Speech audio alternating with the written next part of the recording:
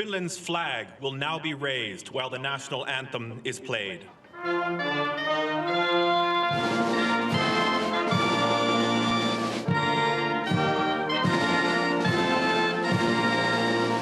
الرابع من إبريل عام 2023 فنلندا تنضم للناتو لتصبح الدولة 31 في الحلف العسكري الأكبر في العالم. دولة الشمال الهادئة لم تعد كذلك. لقد امتدت حدود الناتو مع روسيا على طول 1340 كيلومترا. في الشمال البعيد تمتد الغابات بلا نهاية، أصقاع جليدية، أنهار، بحيرات، طبيعة برية لم يطأها إلا القليل من البشر. ولكن هذا الهدوء الذي يخيم عليها خادع، فالماضي مسكون برائحة الدم والبارود، والحاضر محاصر بالقلق والتوجس. هنا خط التماس الطويل بين روسيا والناتو، إنها حدود الثلج والنار.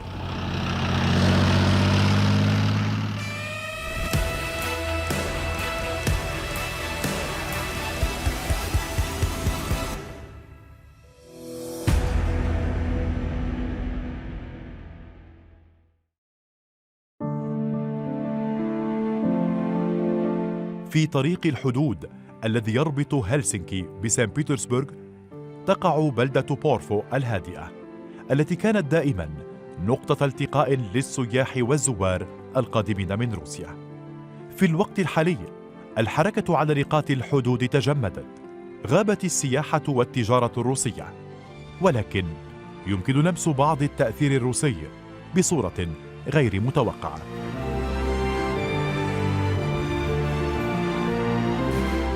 تعالوا نتعرف إلى هذين الشابين الروسيين ألكسندر وإيفان.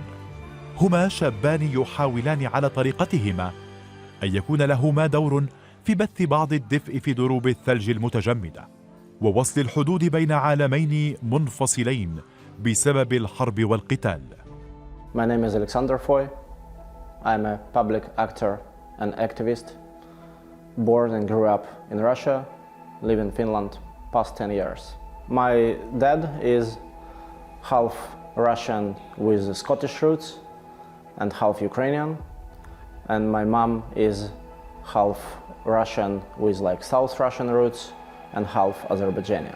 I have mixed blood, but I think more important that I have mixed identities. I born and grew up in the let's say post-Soviet region, I would say so, and I spent most of my life until 23 in Russia, but I was visiting Ukraine and Azerbaijan pretty a lot, making connections with my relatives. My name is Ivan.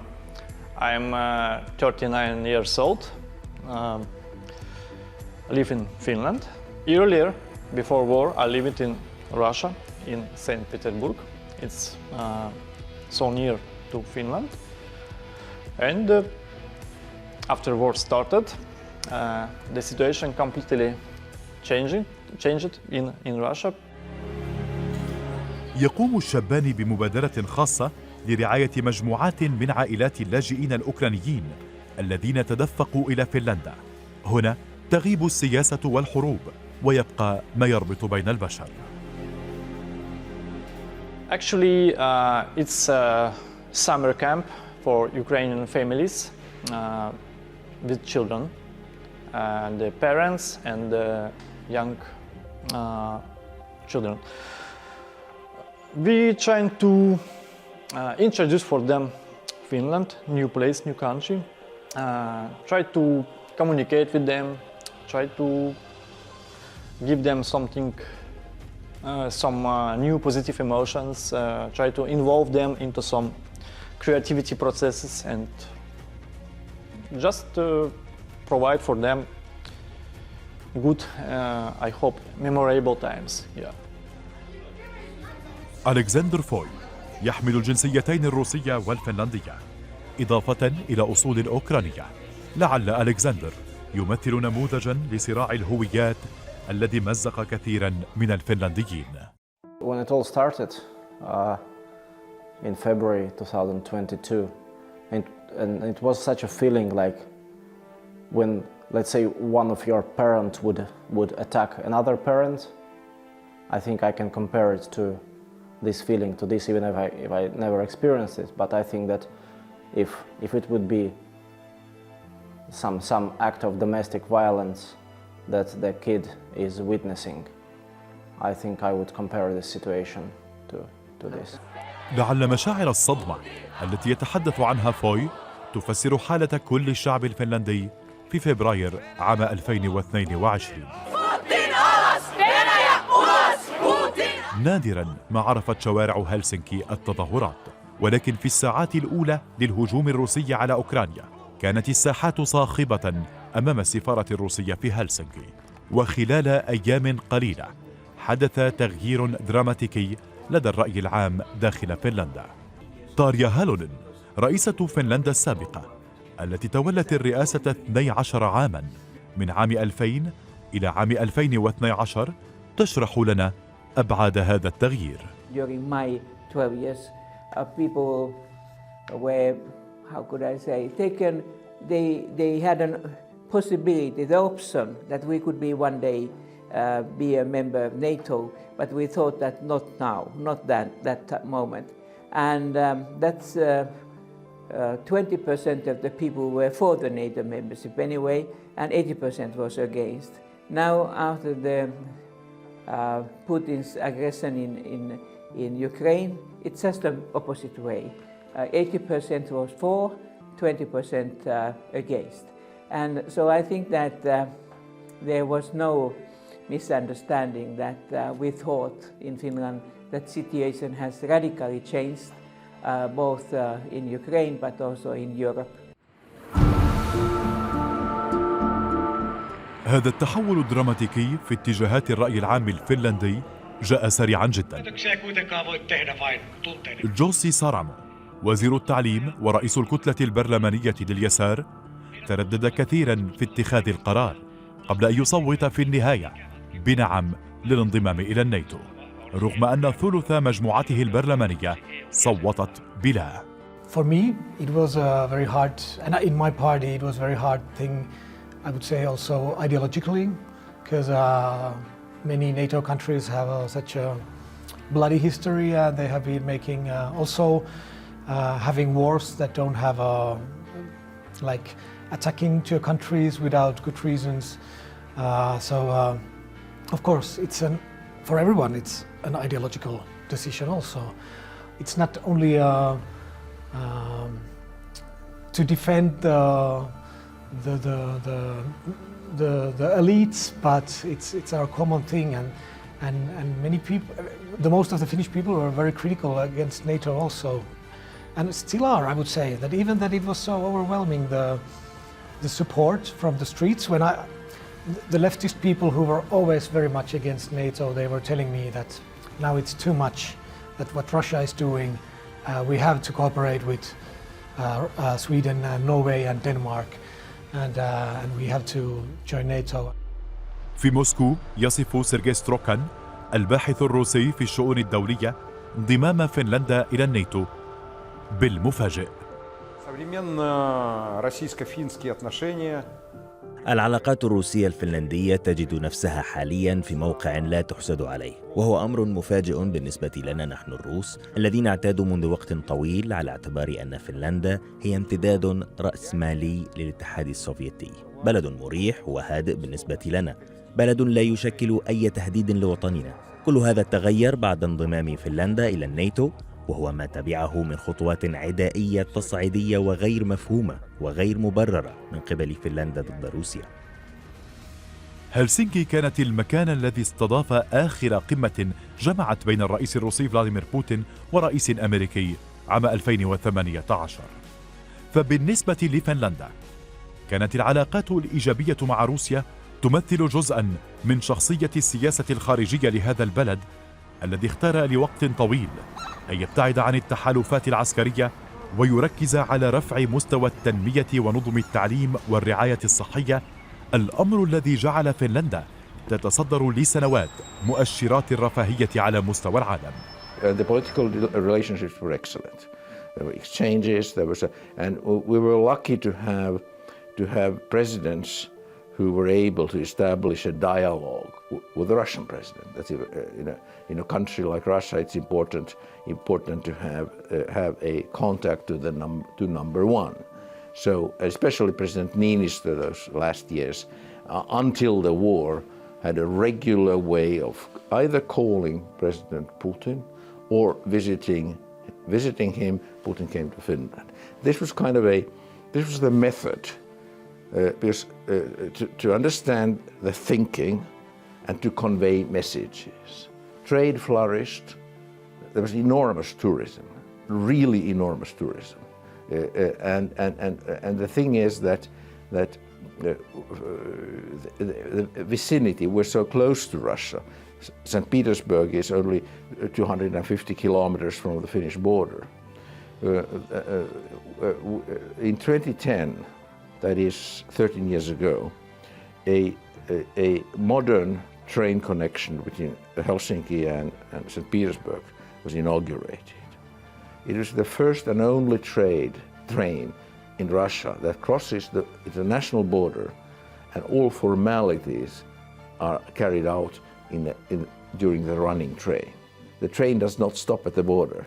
The customs and the border guards enter the train before and leave it after, and this was an enormous success. So it meant that you could actually take the train, have lunch in St. Petersburg and return home, and the other way. So all of this is gone. We've lost all of it, because of Russian invasion. ولكن ما الذي جعل الرأي العام في فنلندا يتغير بهذه السرعة الهائلة بمجرد بدء العملية العسكرية الروسية في أوكرانيا؟ الإجابة في كلمة واحدة: حرب الشتاء. I think it's sort of something happened in the historical memory of Finns. في نوفمبر عام 1939 وبعد أشهر قليلة من بدء الحرب العالمية الثانية، هاجم الاتحاد السوفيتي فنلندا. توقع ستالين أنه يستطيع غزو جارته الصغيرة في بضعة أيام. كانت كل موازين القوة في صالح السوفيات، ولكن الجيش الفنلندي صمد بشكل مذهل، وجر الجيش السوفيتي إلى مواجهة دامية لعدة أشهر سقط فيها مئات آلاف القتلى. وعندما انتهت الحرب، فقدت فنلندا نحو 10% من أراضيها لصالح الاتحاد السوفيتي. We fought 2 wars and we survived.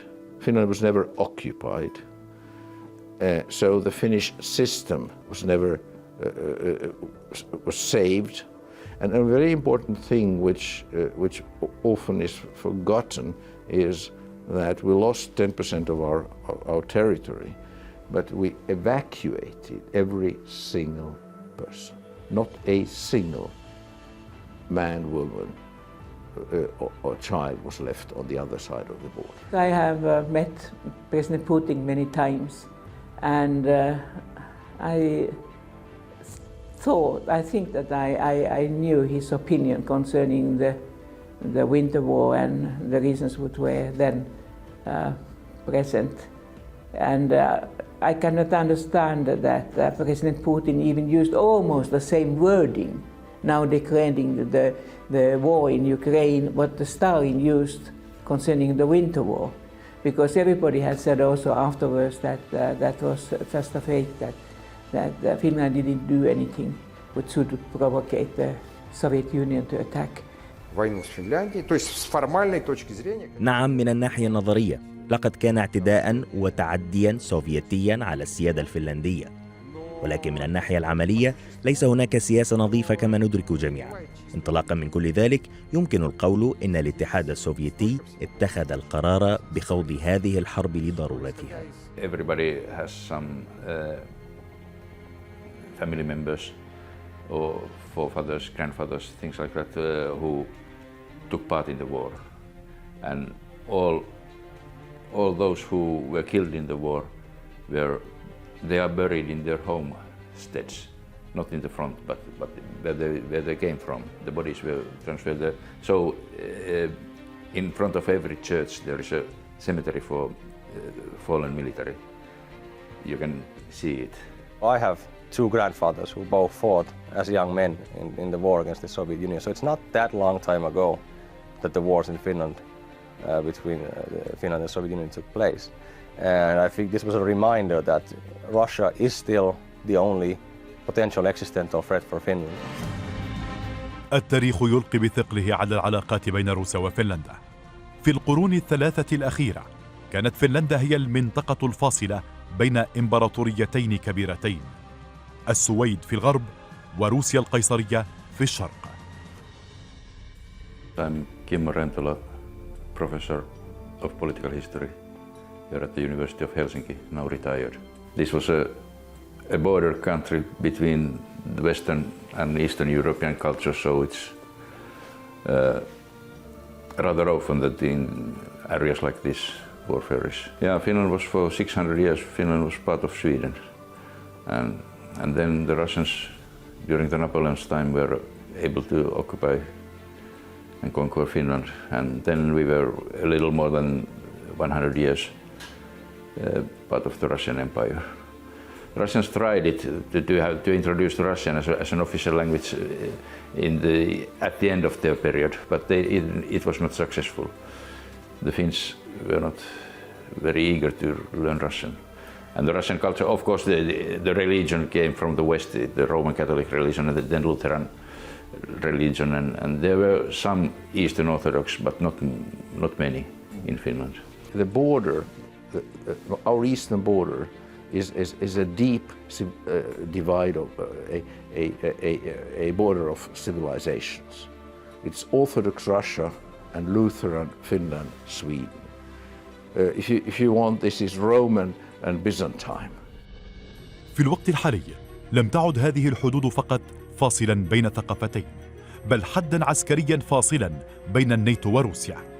وقد أعلنت فنلندا أنها بدأت في إقامة سياج حدودي مزود بتقنيات متقدمة للرصد والمراقبة، لكن هذا السياج لا يمثل إلى نحو 15% من خط حدود يبلغ طوله 1340 كيلومترا من التماس المباشر بين معسكرين مدججين بالسلاح ورؤوس نووية تطل من الجانبين. لقد أصبح الناتو على مشارف سان بطرسبرغ عاصمة الاقتصاد والثقافة والتاريخ الروسي، وثاني أكبر وأهم المدن الروسية، وعلى مرمى حجر من مورمانسك مقر الأسطول الشمالي الروسي، النقطة الاستراتيجية الأكثر خطراً في شمال الدائرة القطبية.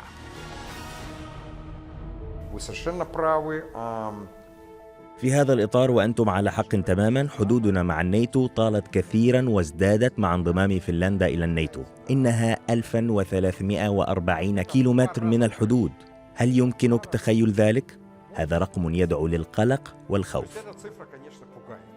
Obviously, this changes the geostrategic aspect of the region. Now you have, obviously that will change the security calculus when it comes to the national defense of NATO countries, but also for Russian security. But I would question the idea that it's automatically a threat for Russia that Finland and Sweden are joining NATO. The long border, for example, that Finland and Russia have with each other, 1,300 kilometers, the border itself doesn't cause, a border is not a threat. It all depends on behavior. Behavior is what defines should one feel threatened or not. And I think Finland and Sweden, they have no desires to threat Russia in any ways. لطالما أدركت فنلندا حقيقة ضرورة الابتعاد عن المغامرات الخطيرة حين يكون جارك كبيرا، لأن الغرب سيبقى هناك في مكان بعيد، أما جارك الكبير فسيبقى على مقربة منك دائما. وإن كنتم تتخيلوه بصفة دب، حسنا، فالأفضل أن تبقي هذا الدب هادئا وألا تستفزه، ولا داعي لإغضابه بأي عصا أمام وجهه.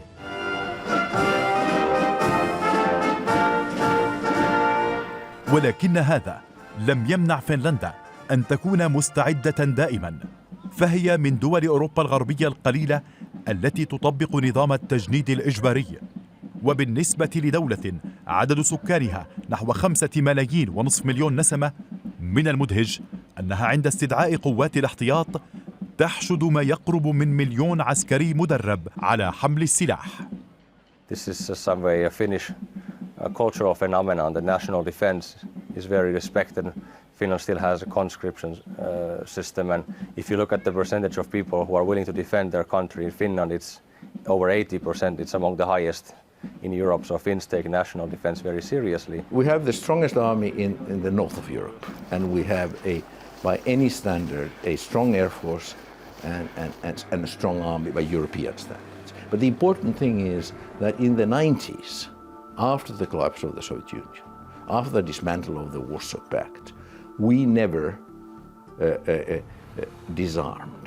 We never, so to say, gave up our armed forces. We never, we did not think that there's a peace dividend, which would allow us to forget about defense.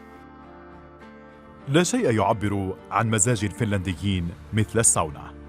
إنها مزيج بين النار والثلج، وهي جزء أصيل من الثقافة الفنلندية، ولعلها تعبر عن استمتاعهم بقدرة مذهلة على الجمع بين التناقضات.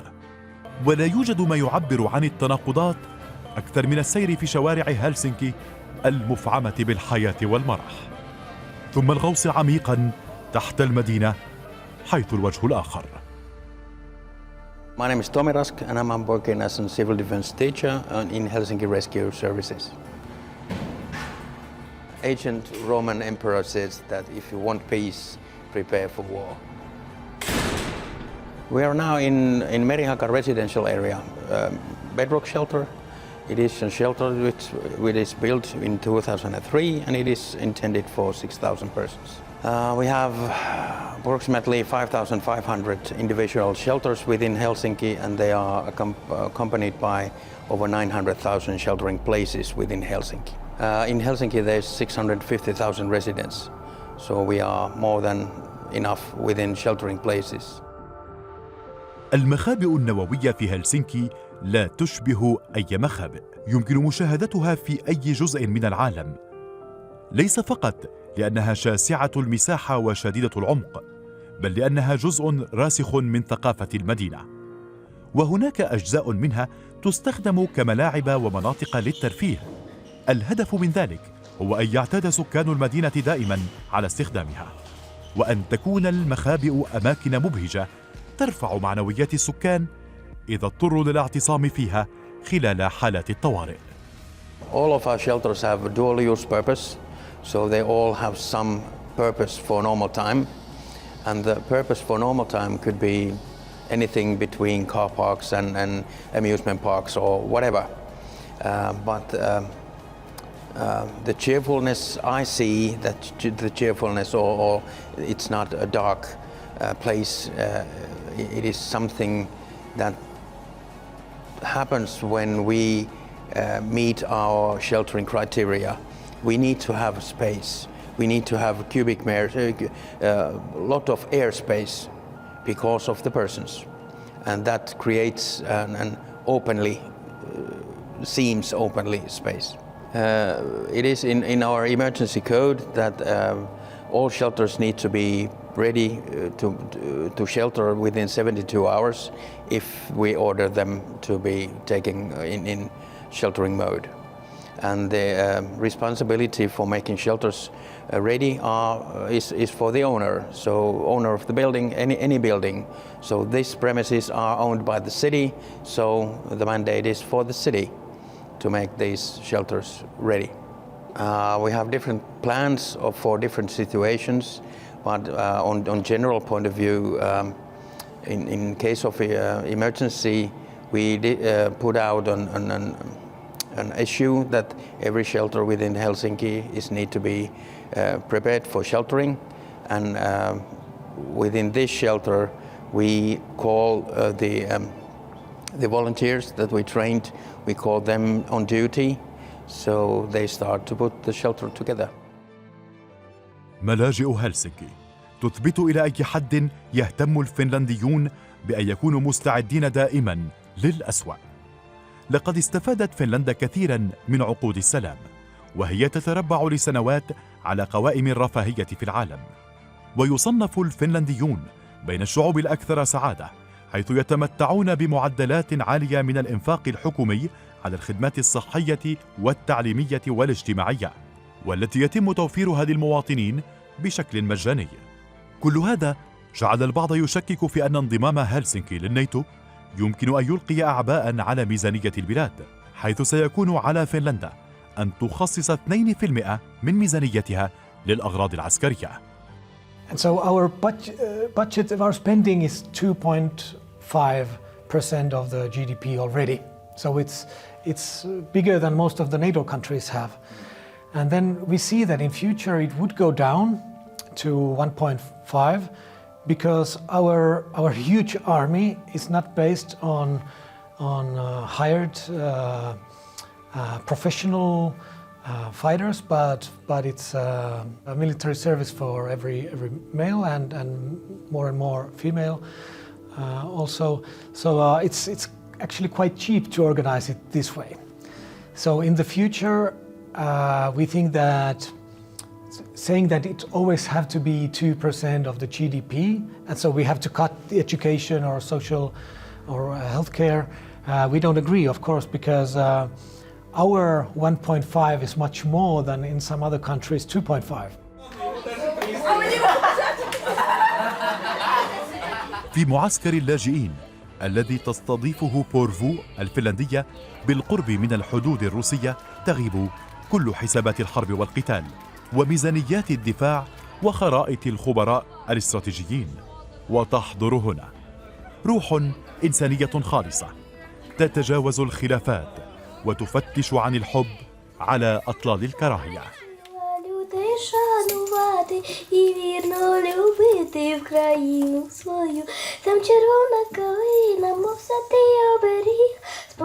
You love the place where you grew up, and you love it, I think, unconditionally, without connection to the political regime. You just have the memories from the childhood, from the places, about the people, and that's what makes you love the place and time. So in this case, of course, I love Russia as a home country. I love Ukraine as the home country of my other part of my family. But I love them not because of the governments they have. Yeah, I love the people, the culture.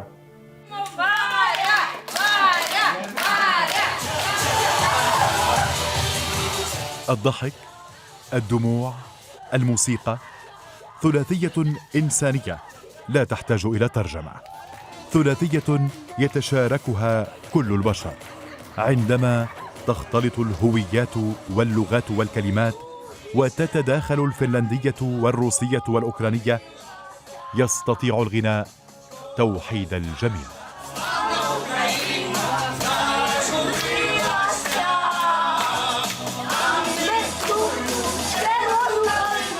وكلما تصاعد الغناء إلى عنان السماء، ذابت الحدود التي لا تزال تسكن هناك عند خط الأفق في اتجاه سان بطرسبرغ، وبدت أقرب وأقرب.